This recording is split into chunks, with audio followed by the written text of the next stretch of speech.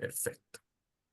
A continuación, para dar inicio a la exposición, vamos a presentar a nuestro expositor. Su nombre es Leonel Núñez Lagos.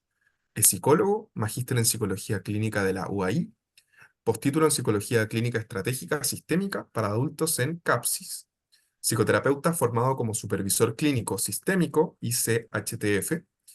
Así que le damos el paso a Rodrigo para que inicie su presentación.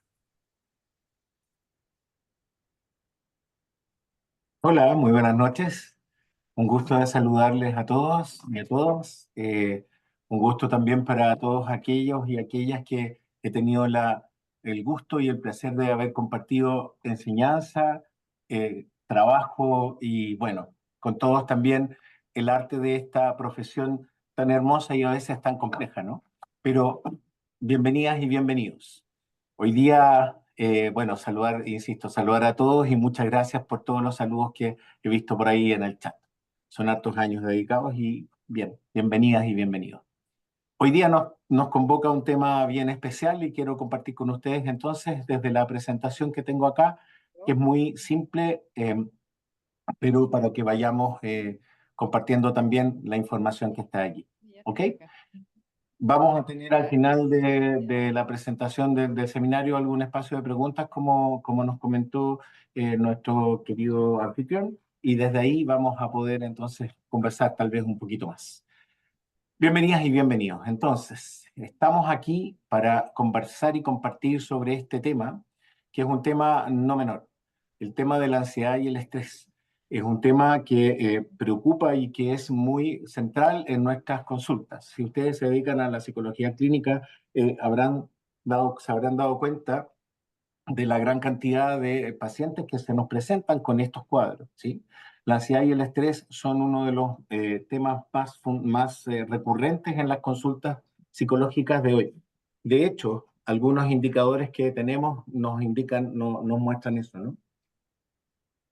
Desde la salud mental, los trastornos de ansiedad son problemas de salud mental más comunes. El 18% de la población adulta tiene síntomas significativos de ansiedad y estrés en términos de Latinoamérica. Y el 20% de ellos también tienen alguna incidencia en ese sentido. La Organización Panamericana de la Salud nos da esta información. La ansiedad y el estrés entonces están tremendamente presentes en nuestro espacio de salud mental. De hecho, en términos de Chile, más del 30% de los trabajadores señalan haber tenido síntomas de estrés en el último año. Ahora, si esto lo asociáramos y lo vemos en términos de lo que ha ocurrido en este último tiempo, va a ser mucho más. Y eso lo vamos a conversar un poquito más adelante. Ahora, es muy importante entonces tener en cuenta que el rol que nosotros podemos jugar en la prevención de estos trastornos, en la prevención de la detección y en el trabajo que podemos hacer para que no se cronifiquen ciertas sintomatologías asociadas a ello, va a ser muy importante. Para esto, el uso de la psicoterapia breve va a ser clave, ¿sí? Manejar los síntomas del estrés y la ansiedad en intervenciones tempranas es muy necesario y muy pertinente. La psicoterapia breve nos ofrece entonces herramientas de trabajo que son útiles y herramientas de trabajo que nos van a ayudar a intervenir y a detectar algunas posibilidades de intervención con estos casos, que obviamente nos van a ayudar a evitar complicaciones mayores en salud mental. Recordemos también que la salud mental es un espacio de difícil acceso para la mayoría de las personas, por lo menos aquí en Chile. Nosotros tenemos una labor muy importante en este espacio de acercamiento y de democratización de la psicoterapia y de la salud mental. Sin embargo, sigue siendo un espacio de difícil acceso para la mayoría de la población. Hay un gran estigma asociado a la salud mental, que si bien es cierto, ha decaído en estos últimos años y ha pasado un poco más hacia una cotidianidad de la salud mental de la gente que va a psicoterapia, sigue siendo un tema complejo el hablar de la propia salud mental, ¿sí? Así es que desde el punto de vista de las herramientas que nos puede prestar la psicoterapia breve, estamos también interesados en poder compartirlas y ver estas intervenciones tempranas. ¿Ok? Bueno, vamos a entrar un poco rápidamente en algunas nociones importantes, pero que ustedes las conocen y de todas maneras siempre es necesario revisar, ¿no? Compartir y empezar a- a- a debatir. La ansiedad y el estrés se asocian y son muy parecidos muchas veces en sus síntomas, digamos, pero tienen algunas diferencias que son importantes. A propósito también de la película Intensamente 2, hoy día el tema de la ansiedad está muy presente, ¿cierto? Y lo podemos identificar ahí como una conversación cotidiana. La ansiedad tiene que ver con esa emoción caracterizada por una tensión y preocupación por algo futuro. La ansiedad está proyectada hacia el futuro.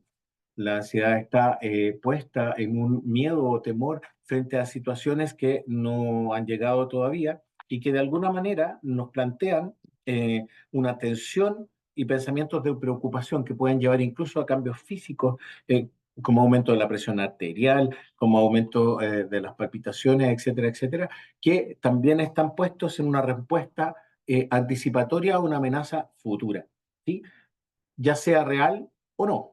Esta ansiedad está puesta entonces en un evento desconocido o que creemos conocer que viene del futuro. El estrés, por otra parte, también tiene que ver con una respuesta física y emocional, pero a demandas externas que sentimos que exceden los recursos presentes para enfrentarlas. Es decir, nos plantea una situación en el presente. El estrés está asociado a esta respuesta fisiológica ancestral para responder a una sensación y a una situación de peligro. El tema es que muchas veces el estrés se asocia a una situación de peligro inexistente o exacerbamos nuestra respuesta fisiológica a esta sensación o a esta situación de estrés, de peligro, que no necesariamente es real. Ahora, el punto está en que ansiedad y estrés terminan por generar en nosotros un conjunto de síntomas asociados que son molestos, que son complejos y que van haciendo y van repercutiendo en nuestro desarrollo cotidiano y representan un malestar clínicamente significativo en todo lo que hacemos en la vida cotidiana. Como decíamos, una diferencia importante es que la ansiedad no está relacionada con un evento específico y se sitúa en un futuro incierto, en tanto que el estrés está muchas veces relacionado con un estresor específico y una dificultad en el presente. Hay similitudes entonces en términos de los síntomas físicos y también de los síntomas emocionales que ambos cuadros nos presentan. Por ejemplo, los síntomas principales de la ansiedad son las palpitaciones, la sudoración, en términos de la respuesta fisiológica. Cognitivamente hay una preocupación excesiva por aquello que va a ocurrir. Y emocionalmente nos planteamos desde una situación de nerviosismo que puede tener incluso, ¿no es cierto?, una inquietud motora. El estrés, por otra parte, puede presentarse en términos físicos con dolores de cabeza, con intensas cefaleas y un malestar importante en términos físicos de mucha inquietud también. En la emocionalidad nos presenta una irritabilidad y falta de concentración, nos distrae y desde lo conductual puede presentarse también con insomnio. Cuando vamos un poco más al detalle de cuáles son los síntomas principales o los síntomas asociados a cada uno de estos cuadros, podemos encontrarnos con lo siguiente. La ansiedad. Todos, sin lugar a dudas, hemos sentido en algún minuto algún cuadro ansioso. Hemos tenido algún momento de ansiedad, ¿sí? Hemos sentido esta presión por tratar de responder a algo que se nos viene en adelante y frente a lo cual, estemos preparados o no, nos desafía desde lo conocido. Por ejemplo, a pesar de que yo llevo 30 años haciendo clases, este seminario me genera ansiedad, porque es la primera vez que hago un seminario para ADIPA. Y obviamente que eso implica en mí una preocupación de cómo ir a salir, y me planteo y me pregunto si acaso esto será un aporte o no, y un montón de ideas cruzan por mi mente. ¿Qué genera esto? Por supuesto, en términos físicos va a generar palpitaciones, sudoración, temblores, fatiga. Ustedes no lo ven porque están al otro lado del video. No, mentira. Obviamente que esto tiene que ver con casos extremos, pero ciertamente que la ansiedad nos juega una mala pasada. Y estos síntomas físicos pueden ir desde pequeñas variaciones en nuestras respuestas fisiológicas a tremendas variaciones en ella, y por eso los síntomas físicos como las palpitaciones, la sudoración, los temblores, la fatiga, el dolor de cabeza o la tensión muscular se transforman para muchas personas en un elemento que impide el mejor o el desempeño adecuado en sus tareas respecto de algo que les provoca ansiedad. En términos cognitivos, esta preocupación constante, estas ideas y esta dificultad para concentrarse, este pensamiento intrusivo que, como les decía, nos plantea, ¿lo irá a hacer bien? ¿Podré responder? ¿Qué va a pasar? Y muchas veces la anticipación de lo peor. De hecho, yo me imagino que ustedes conocen personas que les han dicho que su estrategia para enfrentar la ansiedad es siempre imaginarse el peor de los escenarios, como si eso fuera la respuesta a poder resolver la ansiedad presente. Entonces, como me imagino lo peor, como anticipo lo peor, siempre voy a tener un buen resultado.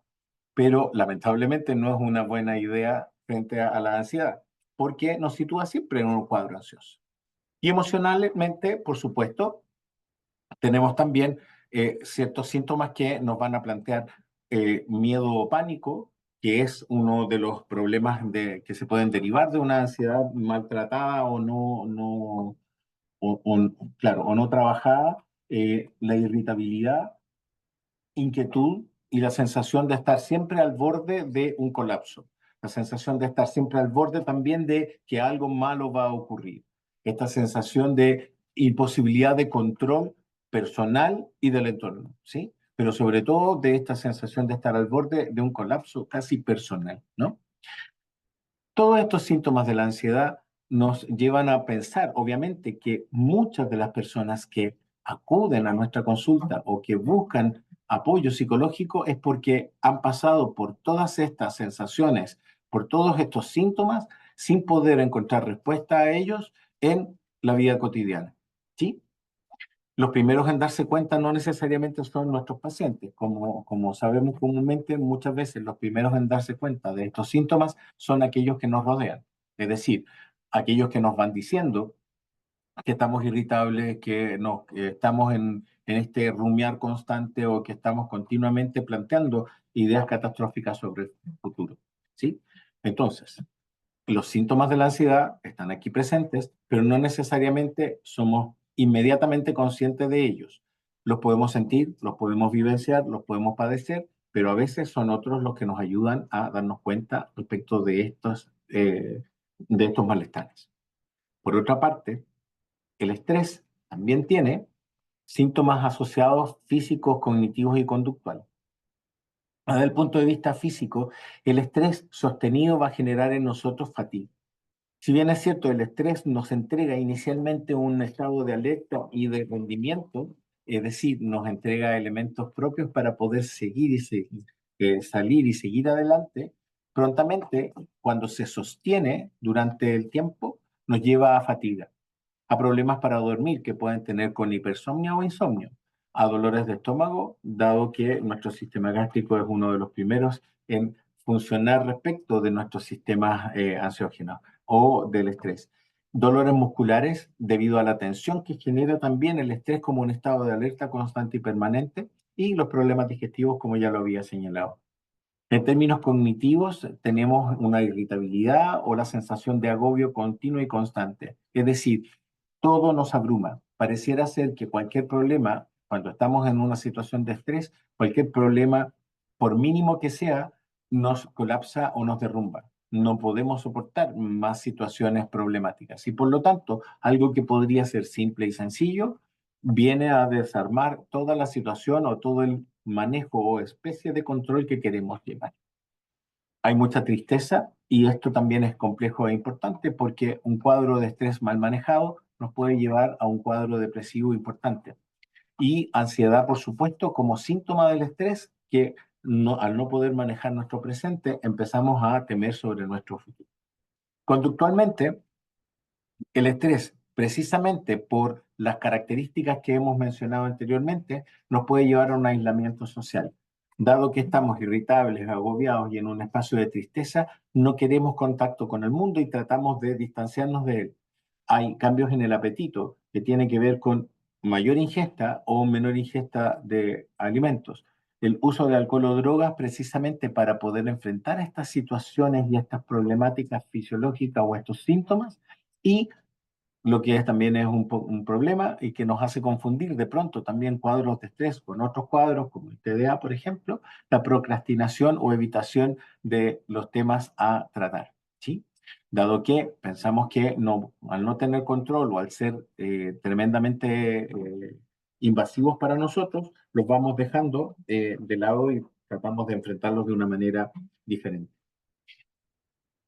Las consecuencias para la salud mental, tanto del estrés como de la ansiedad, son tremendamente importantes y son tremendamente graves si no los detectamos y no los manejamos a tiempo.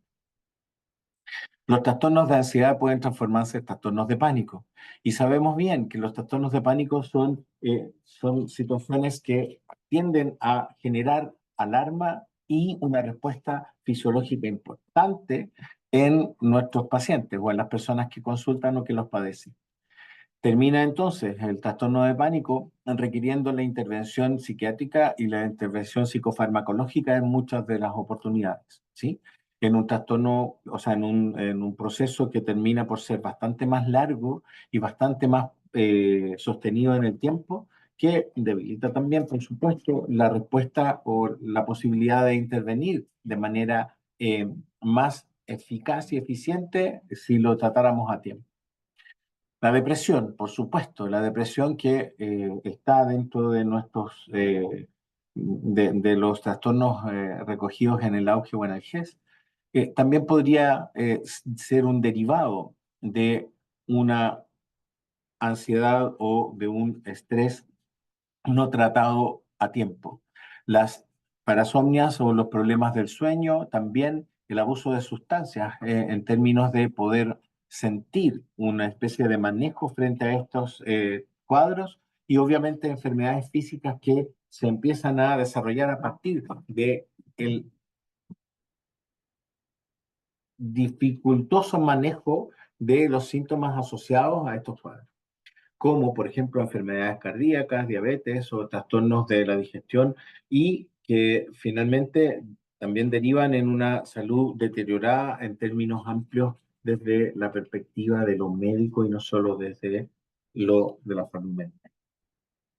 Pues bien, frente a todo esto, también cabe preguntarnos cómo es que el impacto de la pandemia y la cuarentena ha tenido una cierta injerencia, por así decirlo, en estos cuadros de ansiedad y estrés. No podemos ignorar que nos pasamos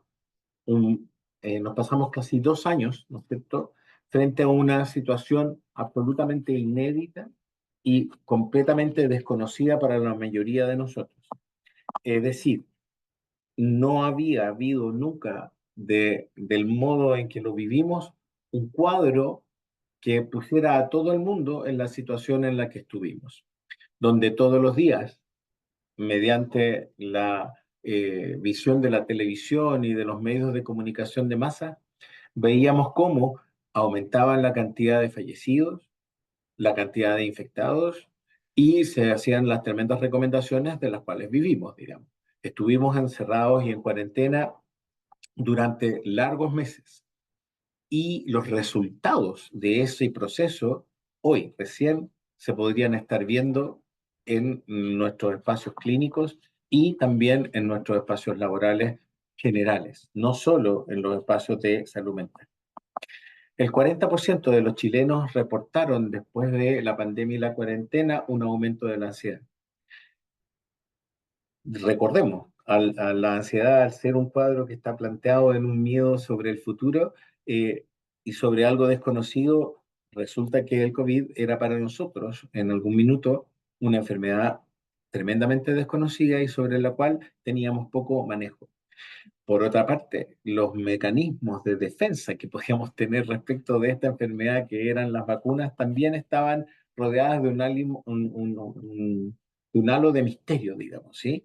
Eh, con la perspectiva de quiénes, cómo se estaban desarrollando, cuáles eran sus características, cómo podían esas mismas vacunas mejorarnos o cuidarnos o también desde las teorías de la conspiración, propio de lo ansioso también, enfermarnos más o transmitir quizás qué cosa. El caso es que el 40% de la población chilena reportó aumento de la ansiedad a partir de la vivencia de la pandemia y la cuarentena. El 60% de los trabajadores de la salud reportaron altos niveles de estrés y esto era evidente porque los trabajadores de la salud tuvieron que duplicar, triplicar muchas veces sus cargas laborales, ¿sí? Eh, y estaba sobre ellos puesta justamente una expectativa tremendamente alta respecto de su trabajo y de lo que ellos no podían entregar. Los trabajadores de otros campos presentaron en un 28% síntomas de estrés laboral, según información del Ministerio de Salud en el año 2020. Es decir, la pandemia generó en nosotros una respuesta elevada de ansiedad y de estrés cuyas consecuencias hoy día todavía estamos revisando y analizando. Por eso, y por muchos otros elementos, es tremendamente importante que nosotros podamos reconocer y buscar el cómo enfrentar estas situaciones asociadas a la ansiedad y al estrés. La psicoterapia es una herramienta fundamental, obviamente, y nuestra base del espacio clínico y de trabajo con nuestros pacientes.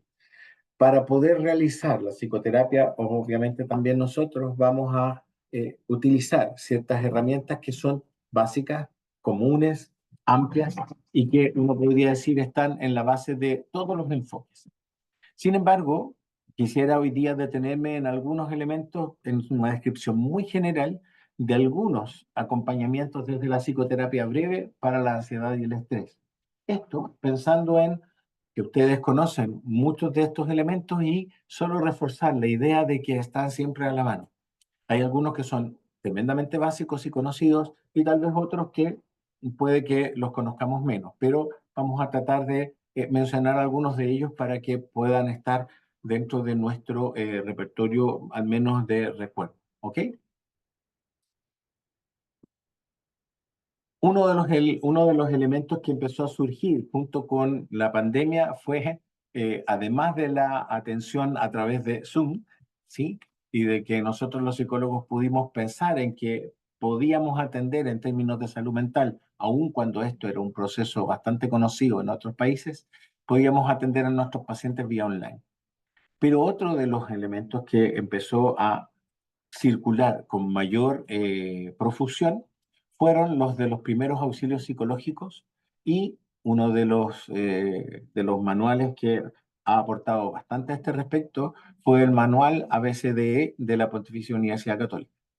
Porque el manual que utilizó y que realizó la Universidad Católica no solo puso a disposición, no solo de los psicólogos, de los expertos de salud mental, un acercamiento a situaciones de ayuda y de acompañamiento para personas que están en un cuadro crítico, sino que también hizo una pequeña investigación sobre la validez y la eficacia de este procedimiento y encontraron resultados bastante positivos respecto de esta aplicación. Los primeros auxilios psicológicos, como ustedes bien saben, tienen que ver con este acercamiento en situaciones de crisis que podemos hacer frente a personas que se encuentran en un cuadro crítico. Em, Esta situación puede estar gatillada por espacios ambientales, por desastres naturales, por situaciones complejas, por eh, situaciones muy puntuales. En Chile estamos medianamente acostumbrados, lamentablemente, a los terremotos, a los temblores fuertes, lamentablemente en el espacio estival, digamos, a los incendios y a los anegamientos y un montón de situaciones que de pronto generan en la población general un cuadro de crisis, frente a los cuales muchas de las personas que se acercan a atender por primera vez a estas personas que están allí podrían usar estas estrategias de los primeros auxilios psicológicos. Ahora, el manual de los primeros auxilios psicológicos no está pensado solamente para personas que trabajan en salud mental, sino que para todos aquellos que, teniendo cierto dominio y cierta capacidad y formación, podrían acercarse a acompañar a alguien que esté en una situación de crisis. Muy brevemente, solo para recordar, la A se refiere a la escucha activa, la B se refiere a la respiración. A, escucha activa. En el fondo me acerco a alguien que está en una situación de crisis y pregunto y escucho. ¿Qué necesitas? ¿Qué quieres? B, respiración. Vamos a ayudarle en la medida en que acepte la ayuda y en la medida en que la necesite, le vamos a ayudar a controlar su respiración en, qué sé yo, en un ejercicio que puede ser la respiración 4-4-4. Inspiro 4, retengo 4 y expiro en 4, ¿sí? La idea es que vayamos acompañando a esta persona en la medida en que quiere, desde la escucha activa, desde la respiración. La C es de la categorización de necesidades. En el fondo le vamos a plantear una jerarquía de lo que está pasando. ¿Qué necesitas? ¿Qué podemos hacer primero? Y vamos acompañando en términos de ayudarle a desarrollar un juicio respecto concreto y a utilizar un apoyo cognitivo, por así decirlo, a su situación actual y poder jerarquizar sus necesidades en ese minuto. Luego la D tiene que ver con la derivación. En el fondo, ver si esta persona requiere y necesita y acepta una derivación a un centro de salud o a una intervención que sea a mayor plazo o de mayor alcance. Y ciertamente la E, que tiene que ver con la psicoeducación, para poder también entregar algunos elementos que le ayuden al otro a comprender la situación en la que está y por qué está en esa situación para poder tener más herramientas para salir de ella, ¿no? Los primeros auxilios psicológicos entonces son, sin duda, a pesar de no ser una, una herramienta psicoterapéutica, por así decirlo, de uso en el espacio clínico o en la consulta, nos entregan un marco que es fundamental y muy simple. Cada vez que hacemos una intervención psicológica, psicoterapéutica en cuadros de ansiedad y de estrés, el ABCDE perfectamente nos puede servir como un mapa o como una guía de una intervención inicial. Poder escuchar, poder respirar, poder ordenar con el otro, poder entender qué necesidades extra, aparte de las que podemos hacer nosotros, podría necesitar y finalmente psicoeducar respecto de lo que está ocurriendo. ¿Sí? Ok. Otro elemento tremendamente básico y ya pensando en lo que es la psicoterapia, ya en el espacio terapéutico, es decir, cuando un paciente ya ha ingresado con nosotros a un espacio clínico, es recordar tal vez lo más básico y lo que todas las investigaciones en psicoterapia han demostrado ser la base del cambio y del proceso de éxito en la psicoterapia. Unos estudios realizados en 1990, ya hace mucho tiempo atrás, demasiado, planteaban que el 40% del éxito de un proceso terapéutico estaba puesto en el vínculo. Estudios posteriores y más recientes han planteado que más del 70% del éxito de una terapia está puesto en el vínculo. Ahora, no es solo el vínculo, pero el vínculo es fundamental para poder pasar a otros espacios que nos permitan trabajar en la técnica, trabajar en los espacios de acercamiento y cambio en el otro. ¿Sí? Una relación terapéutica eficaz, entonces, tiene que tener estos elementos que generan el vínculo. Desde los aspectos que Rogers nos regalaba como básicos de la psicoterapia, ¿sí? La aceptación incondicional positiva, la empatía, la congruencia, eh, ciertamente que podemos ir definiéndolos desde elementos muy básicos como, por ejemplo, la escucha activa. La escucha activa es mostrar ciertamente el interés genuino en el relato y las experiencias del otro, en estar más atentos y siempre atentos a escuchar de manera consciente, de manera presencial, de manera que el otro reciba esta empatía. Y la escucha activa entonces es fundamental para que podamos partir en una relación terapéutica eficaz. La validación emocional, que es reconocer y validar las emociones del paciente, recordando siempre que la emoción que la emoción del otro no puede ser equivocada, es la emoción que el otro tiene. Cuando yo reconozco y valido la emoción del otro, le estoy diciendo que aquello que siente está bien. Podemos trabajar respecto de las conductas asociadas a una emoción, pero la emoción no puede estar equivocada. Una emoción es real en el otro. Lo que nosotros podemos trabajar y ayudarle al otro es a manejar y cambiar la conducta asociada a esa emoción. Recuerden, todas las emociones están compuestas por una respuesta fisiológica, una respuesta cognitiva y una conducta. ¿Sí? Entonces, es la conducta la que vamos a trabajar respecto de una emoción. ¿Sí? La ansiedad me puede querer hacer correr, ¿sí? Así como la ira me puede hacer querer golpear. No necesariamente es la respuesta adecuada en términos conductuales. Y eso es lo que vamos a trabajar. Pero reconozco que estoy ansioso o reconozco que estoy enojado. Y eso no tiene ningún problema. Y el rapport inicial respecto de la relación terapéutica eficaz para poder establecer cualquier tipo de estrategia terapéutica es clave y fundamental. ¿Cómo se hace este reporte inicial? Bueno, desde la escucha activa, desde la validación emocional, con preguntas abiertas para facilitar siempre la expresión emocional de mi paciente y con el establecimiento de este espacio colaborativo vincular que es el espacio de la terapia, ¿sí?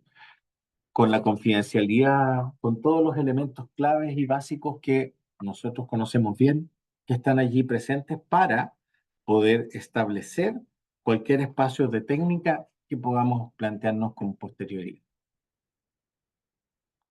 Uno de los elementos claves de todo proceso terapéutico tiene que ver con la evaluación y formulación del caso. Sin embargo, en las terapias breves esto es fundamental, es tremendamente clave.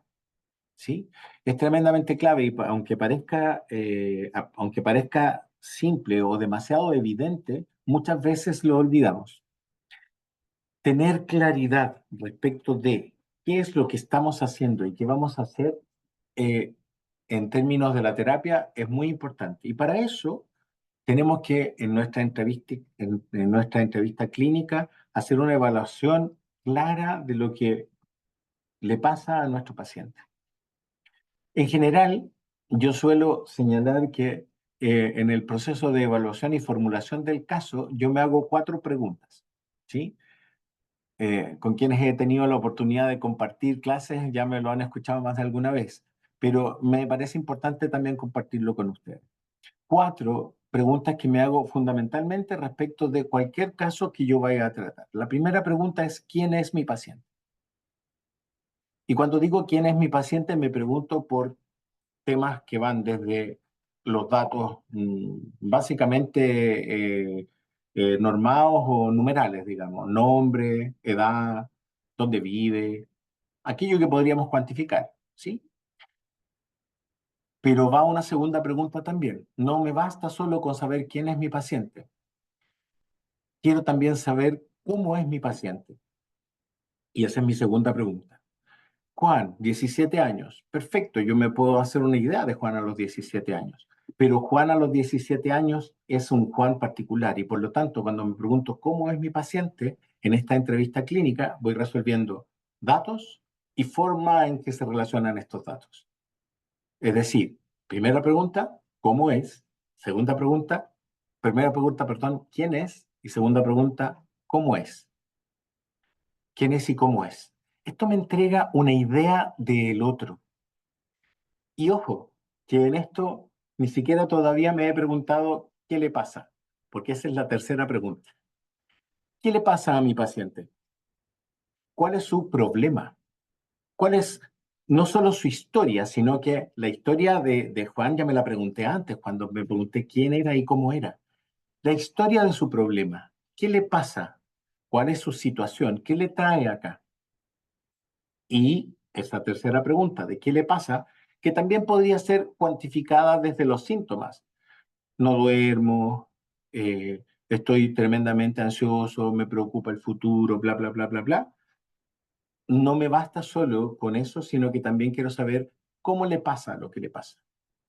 Es decir, cómo estas situaciones que vive influyen en su vida. Perdón la redundancia. Entonces, estas cuatro preguntas están claramente puestas en esta entrevista clínica y no necesariamente se responden en una sesión, pero sí me importan mucho en este proceso que es la evaluación y formulación del caso, que podríamos llamarlo el proceso psicodiagnóstico si estuviéramos siempre pensando en una psicopatología o en un diagnóstico que va a terminar en un diagnóstico de CM. Podemos plantearnos estas cuatro preguntas. ¿Quién es? ¿Cómo es? ¿Qué le pasa? ¿Y cómo le pasa lo que le pasa? Para abundar en estas hipótesis que nos vamos planteando, muchas veces los cuestionarios y las escalas son tremendamente importantes. Hay algunos cuestionarios y escalas que son muy simples y de aplicar y que están muy a la mano y que están muy disponibles y que aún así nos entregan información tremendamente valiosa. Los cuestionarios y escalas, como por ejemplo el inventario de ansiedad de Beck, es tremendamente útil y nos permite incluso plantearnos una evaluación pre y post, ¿sí? Es decir, un cuestionario que es fácil de aplicar, rápido y que pasado cierto número de sesiones y ciertas intervenciones podemos volver a aplicar para ver cómo ha evolucionado esta sensación propia desde la ansiedad. Y por otro lado, la PSS o la escala de estrés percibido, que también nos permite en sus dos versiones, en la de 10 o de 14 preguntas, establecer variaciones o comprensión respecto del estrés que el paciente percibe tener desde su entorno. Todo esto, todo lo dicho anteriormente, nos permite algo tremendamente importante. Una de las cosas que tal vez nosotros como terapeutas vamos desarrollando a lo largo del tiempo y en nuestra experiencia es que planteamos nuestros casos y formulamos nuestros casos más en nuestra cabeza que en nuestras libretas o en nuestros apuntes. Y yo los invito a que tratemos de volver a la dinámica de escribir y formular el caso de nuestros pacientes en un escrito. Es decir, poder plantearnos en un párrafo breve pero descriptivo justamente la situación del caso de nuestro paciente. Esta escritura nos va a permitir establecer con claridad todos los elementos anteriores y poder evaluar y formular un espacio de trabajo mucho más claro y definido. De tal manera que podemos pasar a un tercer punto, donde la definición de metas, donde los objetivos terapéuticos son casi la conclusión directa de la formulación del caso. Tremendamente importante, decía desde la psicoterapia breve, porque la formulación del caso nos presenta algo que va a ser clave y central y que cuando veamos el curso, aquellos que quieran tomarlo y que quieran trabajar en esto como más detalladamente, lo vamos a desarrollar un poco más, que es la descripción y comprensión del problema. Definir con claridad cuál es el problema o cuál es la situación o qué es lo que de verdad le aqueja a nuestro paciente es tremendamente importante. ¿Por qué? Porque solo a partir de eso podemos definir metas que sean claras, identificables, medibles y por lo tanto trabajables. Los objetivos y la definición de metas es algo que hacemos con nuestros pacientes, con nuestros consultantes. Los terapeutas muchas veces tenemos claro hacia dónde queremos ir, pero tenemos que compartir esta meta o este proceso o este trabajo con nuestros pacientes. De tal manera que también podemos priorizar junto con ellos. A veces, la problemática central es tremendamente importante, por supuesto, pero derivan de ella otro montón de problemas. Nuestros pacientes llegan desbordados y por lo tanto el trabajar con ellos desde la definición de metas nos va a permitir trabajar con ellos la priorización y el poder entender qué vamos a trabajar primero y qué vamos a trabajar después. Planificar y desarrollar un plan de acción entonces para alcanzar los objetivos establecidos va a ser fundamental. No sé si a ustedes les pasa, pero muchas veces los pacientes me preguntan a mí a propósito de si acaso una psicoterapia es larga o breve, muchas veces, y los más ansiosos, por supuesto, lo preguntan más veces, ¿cuánto va a durar esto? ¿Sí? Obviamente que no podemos tener o no tenemos al inicio del proceso terapéutico o en una primera sesión, no tenemos claridad de cuánto va a durar un proceso de terapia. Pero habiendo establecido con claridad los objetivos terapéuticos, las metas y la priorización, y conociendo a nuestros pacientes, podemos tener o podríamos tener una aproximación mucho más clara de cuánto va a durar el proceso de terapia. ¿Y eso es importante? Claro que es importante, porque le entrega a nuestro paciente una idea respecto de qué es lo que debe esperar, qué es lo que puede esperar y cómo podemos trabajar con él en este proceso de cambio en el cual nosotros vamos a hacer o directivos o acompañantes o guías, ¿sí? Pero que vamos a trabajar en conjunto respecto de aquello que hemos definido como los objetivos de nuestra terapia. Vamos a algunas intervenciones entonces ahora desde la perspectiva de la psicoterapia breve. Yo voy a mencionar algunos enfoques terapéuticos desde distintas variantes, algunas desde lo sistémico, algunas desde lo cognitivo-conductual, algunas desde las técnicas como más del mindfulness, qué sé yo, pero que todas están puestas de alguna manera en esta estrategia pensada en lo breve, ¿ya? Y voy a mencionar algunas solamente para tenerlas más a mano, digamos, ¿sí? Pero siempre entender que hay muchas más y otras a las cuales también podemos acudir. Desde la psicoterapia o desde el enfoque centrado en soluciones que procede desde las terapias sistémicas estratégicas, tenemos ciertamente una de las técnicas que va a partir desde los objetivos claros y técnicas de los objetivos claros y de los problemas definidos con claridad. Va a venir, ¿no es cierto?, la pregunta milagro. La pregunta milagro tiende a trabajarse desde la idea de reconocer primero en nuestro paciente las herramientas y las habilidades para dar con la solución al problema. Es decir, todas las intervenciones centradas en soluciones en realidad están planteadas en que nuestro paciente tiene y ya posee las herramientas para salir de su situación problema. No necesita desarrollar otras, sino establecer con claridad cuáles son las herramientas que tiene y desde ellas potenciar este espacio para que él alcance o ella alcance sus propios logros. La pregunta milagro, que es una estrategia bastante simple y sencilla y directa, es preguntarle a nuestro paciente que si ocurriera un milagro y sus problemas se resolvieran, ¿qué sería distinto? ¿Qué cosas serían diferentes? Y desde esa perspectiva, plantean un cambio en la cognición también de nuestro paciente respecto de su entorno. Al reconocer que las cosas podrían ser diferentes, se ve a sí mismo haciendo cosas distintas. Al verse haciendo cosas distintas, podemos utilizar esta misma estrategia y estos mismos pensamientos y estas mismas habilidades que él ve o ella ve que está realizando para potenciarlas aún más y darle entonces una mirada de dominio sobre sí mismo y sobre su entorno.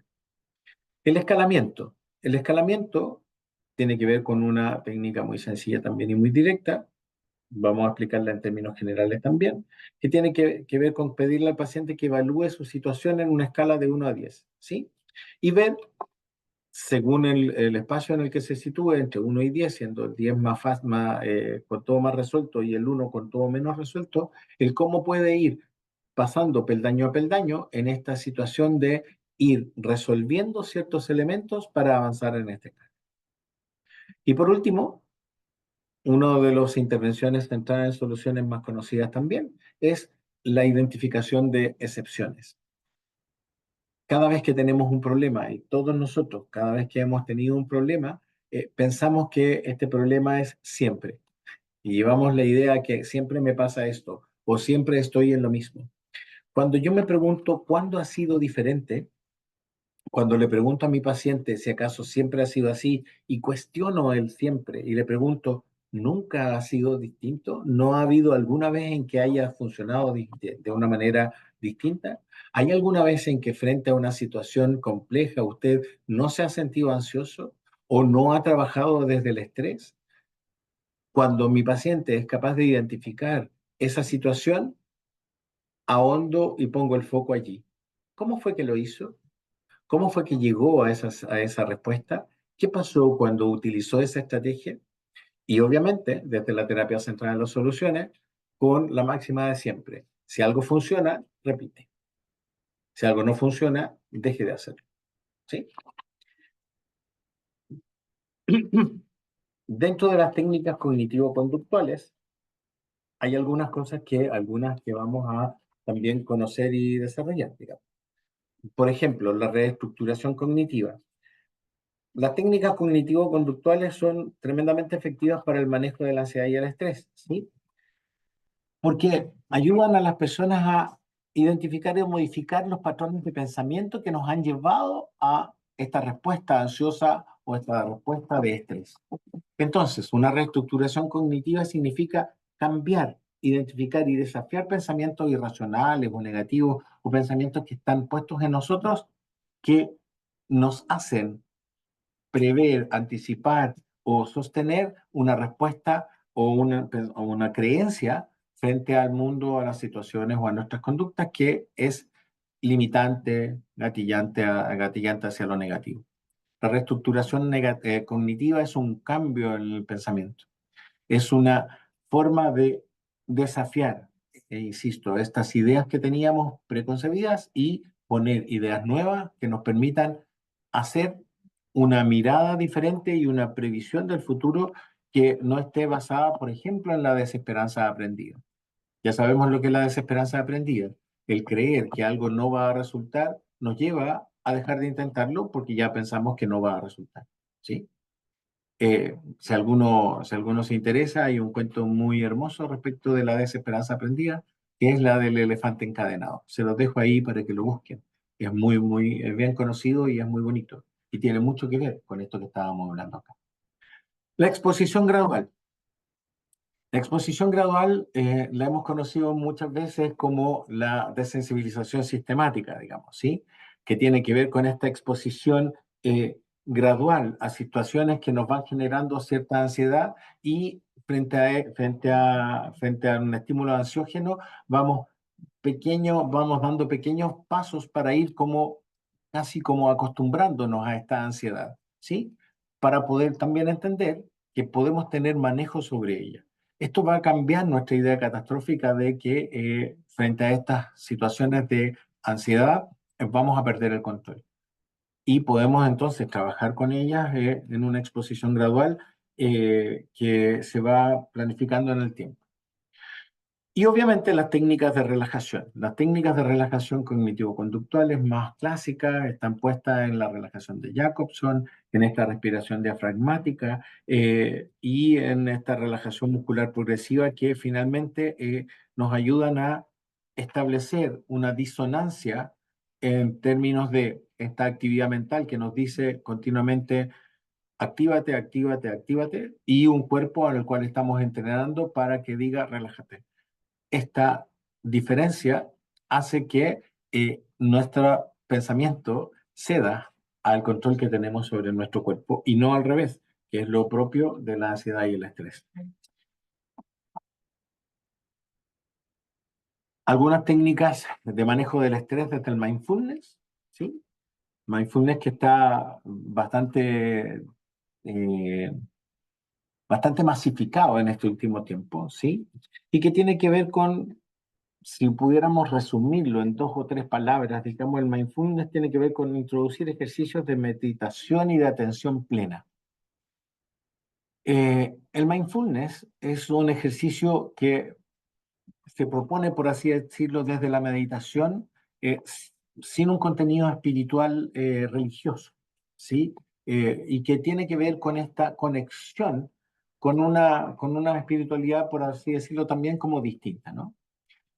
Ahora, el mindfulness está puesto como una herramienta tremendamente válida, frente a la cual yo diría, y lo vamos a trabajar, lo trabajaríamos más en el curso también, eh, que es como el correr frente a un espacio donde el caminar es aprender a respirar y una respiración consciente primero, ¿sí? Entonces, dentro del manejo del estrés y las técnicas del mindfulness, dentro del mindfulness yo pondría el respirar y la respiración consciente como una acción primera y un primer paso para manejar el estrés y la ansiedad. Respirar, hacer consciente la respiración. Eh, por lo tanto, entrenar en la relajación tiene mucho que ver con eso.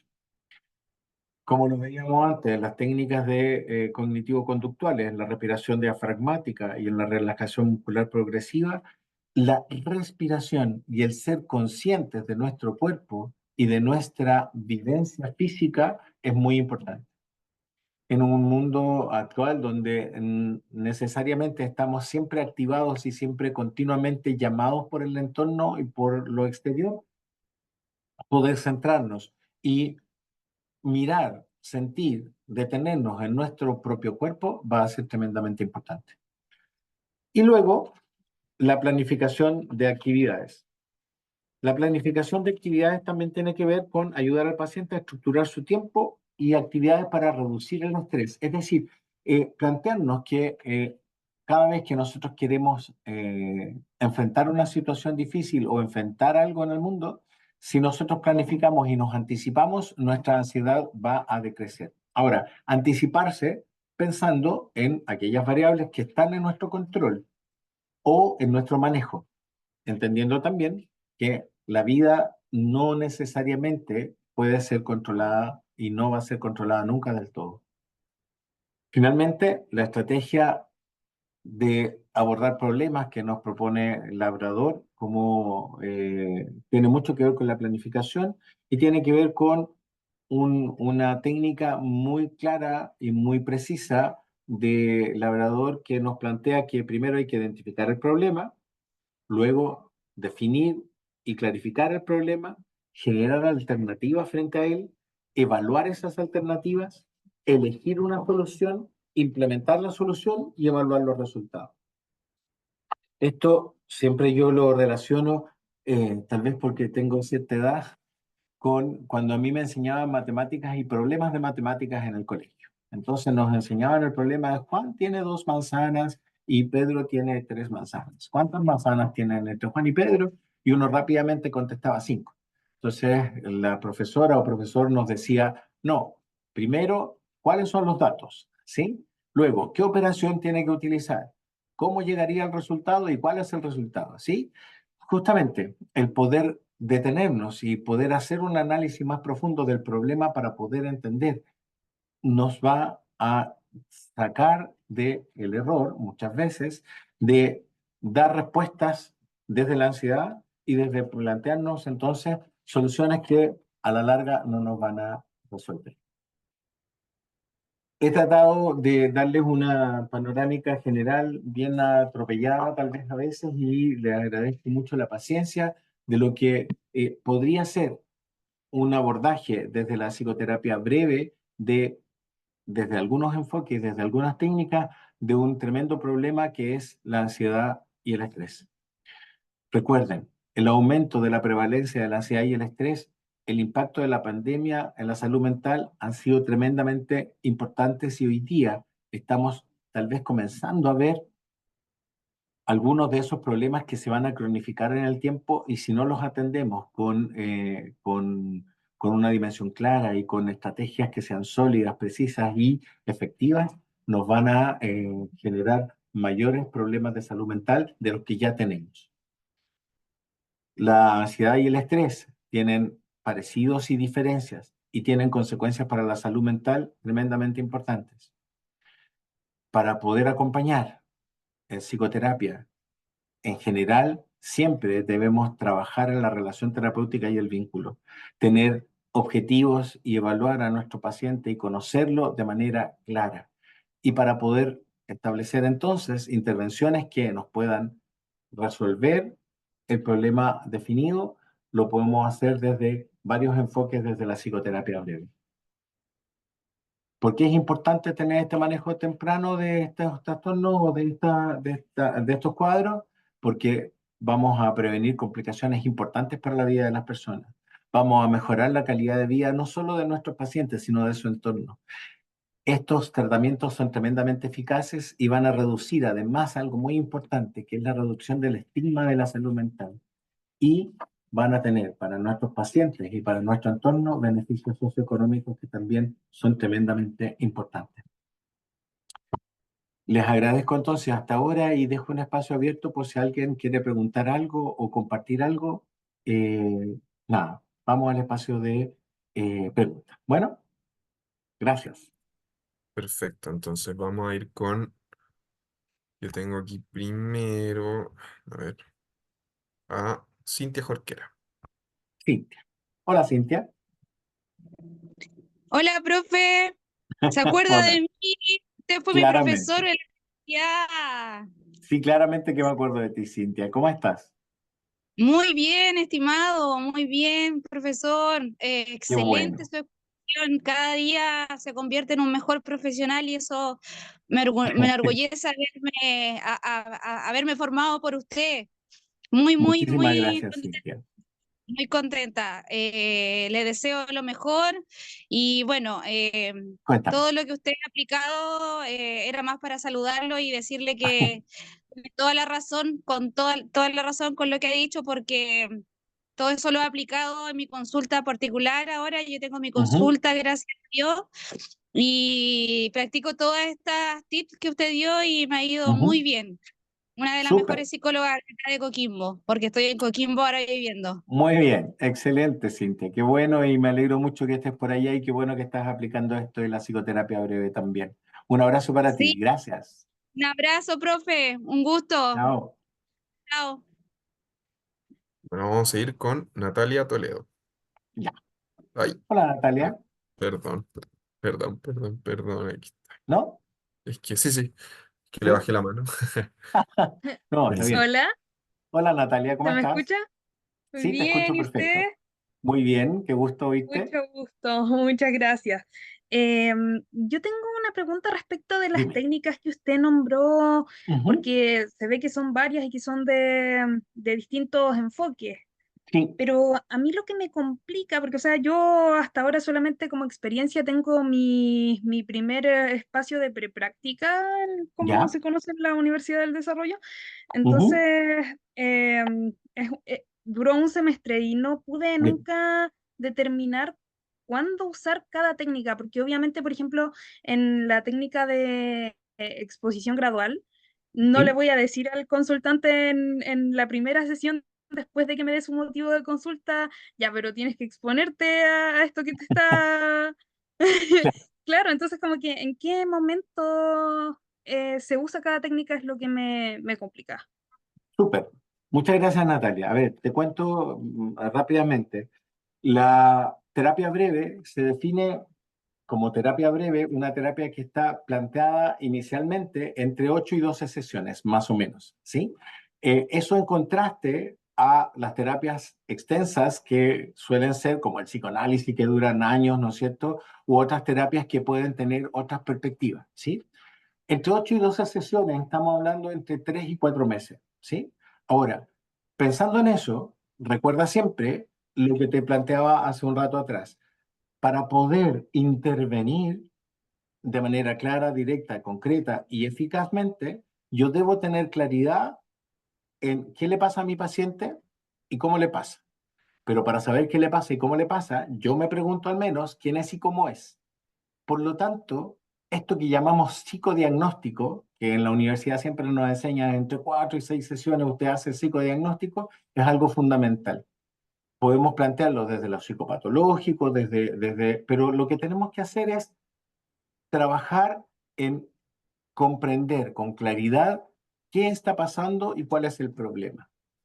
Solo después de eso podemos hacer intervenciones eficaces. Ahora, eficaces quiero decir eficaces y eficientes.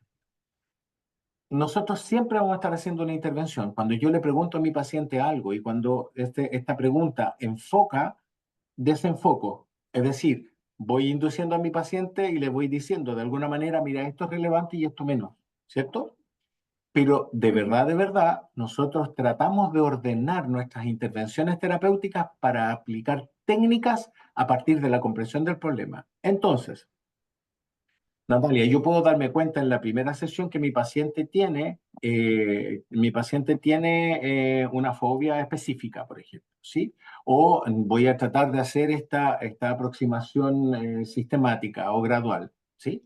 Pero primero tengo que definir con claridad a qué o cuál es el elemento ansiógeno más claro y fundamental. Y lo tengo que conocer para saber cómo con este paciente en particular vamos a construir este camino de ir avanzando en esa exposición. Y por eso necesito tiempo. No puedo aplicar esa técnica al tiro. Entonces, Natalia, ¿cuándo uno empieza a aplicar una técnica como esa? Bueno, cuando conozco a mi paciente, que uno en general se lo plantea entre 4 a 6 sesiones, ojalá más cercano a 4 que a 6, ¿sí? Porque siempre estamos interviniendo, pero con claridad, una vez que conocemos a nuestro paciente y hacemos, por lo tanto, nuestro plan de intervención, que viene después de comprender nuestros objetivos y que viene después de haber entendido bien el problema. Dicho en orden, entiendo bien el problema, planteo objetivos, voy a un plan de intervención, intervengo. ¿Sí? ¿Te sirve? Perfecto. Sí, muchísimas gracias, me quedó No, clarísimo. de nada, no, de nada. Un gusto. Súper. Vamos a continuar con Scolin Rivera. Colin. Hola. Hola, muchas gracias. Quisiera agradecer la parsimonia que tiene para ser bien como concreto y poner los puntos bien claves Ah, muchas en su gracias. Sí, sí, porque no, muy engorroso ver todo así, mucha información. Así que muchas gracias. Mi pregunta, no sé cuántas preguntas tengo, pero voy a hacer una Dale. que sería en torno como el rol psicoterapéutico que podríamos tener cuando ocurre en algo que yo podría denominar, más allá como del modelo teórico, como entre comillas las recaídas. Es decir, cuando, por ejemplo, uno le prescribe alguna técnica o Ujú, asignación de tareas, lo mismo el enfoque, y por ejemplo, el consultante se va dando cuenta de las limitaciones que a veces puede sentir en su ujú, experiencia subjetiva, ¿no es cierto? Como ya a lo mejor funcionó, quizás no tanto, como el ajuste de las expectativas, pero también de cómo se comprende a sí mismo con su problema. ujú, Entonces, ahí como, ¿qué rol nosotros podríamos tener? Porque igual ante las, entre comillas, las recaídas, suele ujú, darse como una rigidez también cognitiva, es decir, las personas se tienden a cerrar ujú, en las formas flexibles de poder pensar o entenderse a sí mismo, entender su problema, ujú, porque esto es sustancial igual para la adherencia al cambio y la motivación también, porque es como una frustración o una impotencia que pueden llegar a sentir, sobre todo los consultantes que padecen cuáles sean los trastornos de ansiedad. Entonces, es súper. como la reflexión, quiero yo, de su parte, Sí. respecto a esta pregunta. Colin, te agradezco mucho la pregunta porque fíjate que es muy interesante. Es muy interesante dado que nosotros como terapeutas tenemos que aprender y trabajar en una dinámica y en una comprensión, en una teoría sobre el cambio, ¿sí? No sé si conoces tú, o me imagino que sí, porque es muy antigua la teoría del cambio de Prochaska y Di Clemente, ¿sí? Mira, la teoría del cambio de Prochaska y Di Clemente plantea que el cambio está planteado en varias etapas, una que es la precontemplativa, la contemplativa, la preparación, el desarrollo, la recaída, la mantención y la evaluación y la mantención. Es decir, la recaída está puesta en la idea del cambio de Prochaska y de Clemente como algo más que posible, algo que ocurre. ¿Qué quiere decir esto? Que cuando nosotros cambiamos una conducta, estamos siempre atentos a que la forma habitual de trabajar o de responder frente a un estímulo externo o de nuestro pensamiento va a tender muchas veces a esa forma antigua. El cambio es un cambio que se va desarrollando en el tiempo. Y frente a este cambio que se va desarrollando en el tiempo, una de las ideas que nos ayuda a trabajar en esto desde lo cognitivo-conductual, por ejemplo, es la idea de autoeficacia. Cuando yo ayudo a mi paciente a sentirse eficaz y le muestro que ha sido eficaz, va a tender menos a resolver sus problemas de la manera antigua y a tener menos recaídas. ¿Sí? Ahora, la recaída está porque nos va mostrando el cambio. Una de las técnicas que uno usa, por ejemplo, desde la terapia estratégica, y me cambio aquí un poco, es que cuando uno al terminar o al plantear un cambio, le señala a su paciente que el darse cuenta de que volvió a hacer lo mismo que antes es un avance, tienes ganado, y tu paciente lo acepta, tienes ganado el cambio. Porque ya sea que lo haga bien, digamos, con el cambio y todo salga fluido, o que vuelva a la conducta anterior y se dé cuenta y diga, pucha, de veras que lo hice, pero lo puedo hacer de nuevo entonces bien, ganaste desde los dos lados. No sé si me explico. Es decir, la situación de volver atrás, comillas, no es nunca un volver atrás, es es un hacer consciente algo que antes lo hacía de manera automática. Cuando me doy cuenta de que estoy haciendo lo mismo que hacía antes y me doy cuenta, tengo siempre alternativas y variantes para poder seguir adelante. Y eso ya es un cambio. Entonces, el cambio no es algo que viene de una vez y ya. La psicoterapia breve lo tiene súper claro.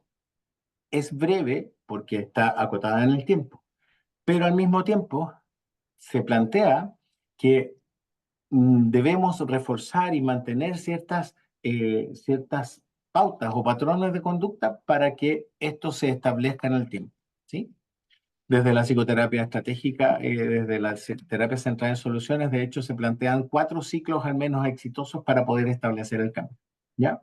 Eso es algo que obviamente se ve en más detalle o lo podemos ver más en detalle en el curso, pero sí te cuento eso, que en el fondo la posibilidad de, comillas, recaída siempre está.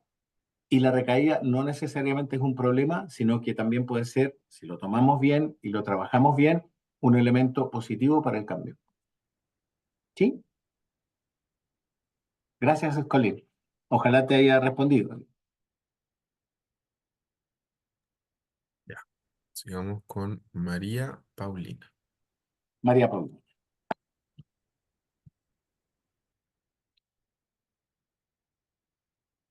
María Paulina, ¿estás por ahí? Aló, aló, ahora sí. Ahí sí, ahí sí. Hola, Oye, buenas noches, Leo. Para mí, yo creo buenas que llevo noches. 12 años que nunca había estado de nuevo con esta atención en una charla. Así que las 650 personas que están acá deben estar contentas como yo. Así que gracias. No, gracias a ti, Pablo. Profe, yo creo que nos comparta cuál es la apreciación que tienes tú sobre el tema de la farmacología frente a este tema de la ansiedad y el estrés. Porque Ujú, siento yo que con mis pacientes he tenido, no sé, pues ejemplos que se han demorado un poco más en avanzar en sus tratamientos sin ujú. farmacología y otros pacientes que la farmacología los ha ayudado mucho. Así que Ujú. quisiera ver qué nos puedes aportar sobre este tema y darte las gracias también por este espacio. Halagados nos sentimos algunos. Muchas gracias, Pablo, y con el cariño de siempre también te voy a contestar. Feliz de saberte ahí y de escucharte. ¿Sí? Un gusto. Siempre un gusto. A ver, la psicofarmacología y la psicoterapia no son enemigas y al contrario, debiéramos ser siempre coadyuvantes de un proceso de mejora y de trabajo con un otro. La evaluación de si mi paciente requiere o no derivación al psiquiatra para ver un apoyo psicofarmacológico tiene muchas veces más que ver con la vivencia de mi paciente que con la perspectiva que yo pueda tener respecto de el uso de fármacos o no. Es decir, cuando yo trabajo con un paciente, veo qué nivel de disrupción en su vida tienen los síntomas que tiene y si acaso este nivel de disrupción es tan elevado que la intervención terapéutica se va a ver entorpecida por esos mismos síntomas. Ahora, ¿qué es lo importante? Lo importante es establecer siempre que ojalá pudiéramos tener, y esto nos cuesta a nosotros y les cuesta también a nuestra contraparte psiquiátrica. Nos cuesta mantener con neurólogos, con psiquiatras, un diálogo que es más fluido. Es verdad. Sin embargo, deberíamos trabajar un poco más en eso. Entonces, siendo súper directo, Pauli, yo creo que los psicofármacos son tremendamente importantes y necesarios para algunos de nuestros pacientes. ¿Cómo y cuáles? Bueno, para aquellos que tienen una sintomatología que les impide el trabajo directo desde la psicoterapia y desde el manejo de sus síntomas en la habitualidad para tener una vida que sea medianamente satisfactoria o que se sientan bien, ¿sí? Y en eso creo también importante, a propósito de los estigmas, sacarle un poco también el estigma de los psicofármacos como el inicio de un proceso que nunca se acaba, digamos, ¿sí? A nosotros los psicólogos muchas veces nos cuesta creer en la derivación de un psiquiatra porque también hemos entrado en esta idea de que los psicofármacos entran en una espiral que nunca termina. Como yo nunca he estudiado medicina, yo no sé si un paciente definitivamente los necesita o no en términos prolongados, pero sí puedo ver en el cuadro cotidiano de un paciente que su situación actual requiere de un apoyo que va más allá de lo que podamos conversar 45 minutos una vez a la semana. Y eso va a verse reflejado en un trabajo terapéutico posterior con la psicoterapia, si estamos más claros, si estamos más despejados y con los síntomas más controlados. Espero haberte contestado, Pauli. Y de todas maneras te mando un tremendo abrazo a ti y a todos los tuyos. ¿Ya? Gracias por estar. Ya debido al tiempo, Guacolda Calfuqueo va a ser nuestra última pregunta, ¿sí? Ya. Ok. Hola, ¿Guacolda? Ahí leí la palabra, pero me parece que no. Está apagado su micrófono. Sí, ya bajó la mano. Así que vamos con Bari Frank. Ya, Mari Franca. Hola, Hola, profesor. hola, Primero, ¿cómo estás? bien, bien, ¿y usted? Bien, gracias. Con tos ahora parece. Primero que nada, muchas gracias por la información. Gracias a ti. Tengo una pregunta. Yo nunca, digamos, he estudiado más en profundidad la terapia breve. Ujú, Pero tengo una pregunta en relación a cómo funciona, si es que es mejor como de repente en casos de ansiedad, de estrés, como un método más preventivo, o también funciona para casos más avanzados o cronificados, como por ejemplo estrés postraumático, o si es que, digamos, de alguna forma este tipo de terapia se limita como a ciertos tipos de paciente o de trastornos, como en qué caso sería más apropiado usarla. ujú. Súper. Muchas gracias, Mari. A ver, hay una perspectiva eh, que está puesta siempre en el desarrollo de nuestra disciplina, ¿sí? Los psicólogos nos ha costado ponernos de acuerdo y nos ha costado plantearnos en términos de cuál de nuestras cuatro grandes líneas es la más adecuada, ¿cierto? Eh, y nada, pues ha sido una pelea desde que la psicología comienza. Por lo tanto, por eso Kuhn tiene razón cuando dice que la psicología es preparadigmática, porque no ha habido un momento en que nos pongamos todos de acuerdo en que la psicología sea una. Ha sido más bien cuatro. Y cada uno de estos enfoques tiene distintas perspectivas. De hecho, cuando los psicoanalistas ya se llaman a sí mismos como psicología profunda, ¿no es cierto?, dejan a todos los demás como superficiales. Entonces, es un tema complejo. Y responder, por lo tanto, a tu pregunta, Bari, es compleja porque implica también la aceptación o la adhesión a una forma o a un esquema respecto de lo que sería la respuesta de cómo entendemos la conducta humana. Es decir, nos situamos en uno de estos paradigmas, ¿sí? O nos situamos en una de estas respuestas o de estas miradas respecto de la conducta humana. La psicoterapia breve, a pesar de que puede tomar varios enfoques, es decir, puede cruzar desde lo sistémico hasta lo narrativo, desde lo sistémico estratégico hasta lo narrativo y desde lo cognitivo-conductual, incluso con algunas técnicas humanistas, lo que se plantea no es un cambio superficial, también se plantea cambios estructurales. Y al plantear cambios estructurales estamos planteando también psicología profunda. ¿Sí?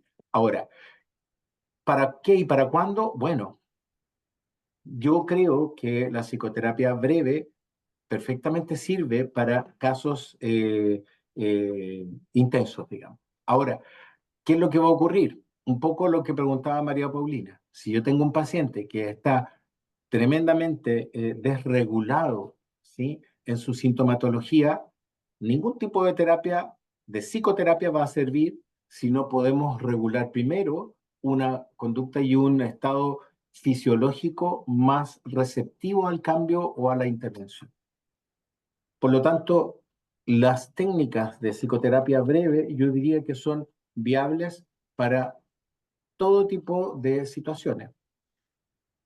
El estrés postraumático y el trauma complejo son hoy día elementos tremendamente importantes que están puestos en algunos tipos de intervenciones que también se han, no voy a decir manualizado, pero sí se han ido desarrollando en relación a fórmulas terapéuticas bastante definidas. Entonces, el MDR, digamos, ¿sí?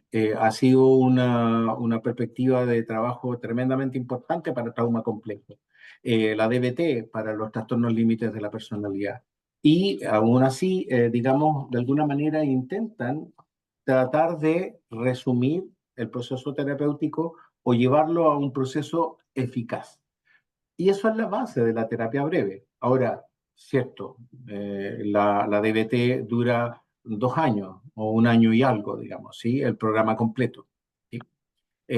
Y uno diría, eso no es breve. Claro, es mucho más de 12 sesiones, pero ha tratado de acortar un trastorno o un proceso de trabajo frente a un trastorno que tenía pésima adherencia y muy malos resultados en nuestros procesos terapéuticos. Entonces, también podríamos decir, comillas, también podría ser breve, ¿sí? Eso, espero haber también contestado algo de tu inquietud. Y gracias por preguntar. Bueno, si les parece, y les quiero agradecer a todos, a todos, a todos su presencia hoy día, el haber tenido la paciencia, el cansancio a esta hora de la noche, un día lunes. Obviamente que a todos nos da sueño, cansancio y bueno, y los felicito siempre por este deseo de querer compartir experiencias y saber respecto de lo que hacemos como psicólogos. Les doy de verdad las infinitas gracias y los invito a que por ahí si quieren, si desean, tienen eh, el cuadrito este, que siempre se me olvida cómo se llama, ¿no? Código Que QR. el código QR. Muchísimas gracias, digamos, que nos lleva, que les puede llevar directo a la inscripción para el curso que vamos a realizar de técnicas de psicoterapia en estrés y otros cuadros, breve para estrés y otros cuadros relacionados. Y que les invito a que, si les interesa, lo podamos compartir. De todas maneras, y a pesar y más allá de todo eso, les doy infinitas gracias por estar ahí. Un tremendo abrazo y un tremendo cariño para todos aquellos y aquellas que se conectaron y que tenemos antigua data de habernos conocido en la formación de pregrado. Y nada, un cariño gigante para todas y todos y espero que haya sido útil y nada. Así es que muchísimas gracias, namaste para cada uno de ustedes y eso. Y los dejo con Juan Ignacio porque hay más, ¿cierto? Tenemos más, exactamente. Así que me No se toca vale. ahora compartir otra vez. Sí, muy bien. Perfecto. Así que sí, continuamos. Bueno, obviamente, darte muchas gracias a ti, Leonel, por tu presentación. Y bueno, claro, dejaste a todas las personas invitadas al curso que se va a realizar 20, 23 y 27 de julio.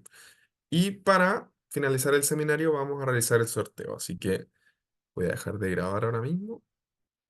Dame un segundito. Aquí.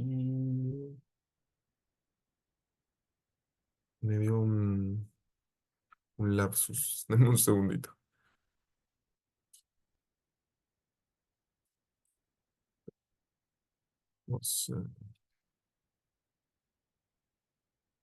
Ahí sí. Ahora lo veo.